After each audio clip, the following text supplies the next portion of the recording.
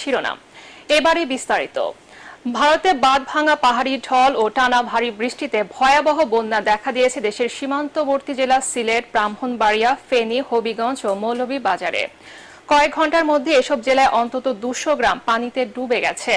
তলিয়ে গেছে পূর্বাঞ্চলের ব্যস্ততম আখাউড়া স্থলবন্দর।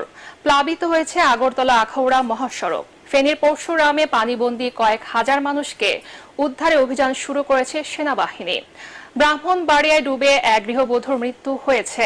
প্রতিনিধিদের তথ্য ছবিতে আরো জানাচ্ছেন ফারহিন ইসলাম টুম্পা।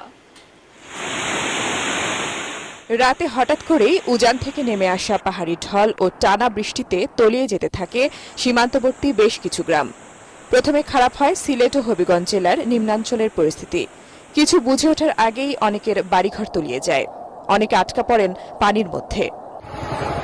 টানা ভারী বৃষ্টি ও সীমান্তের ওপার থেকে আসা পাহাড়ি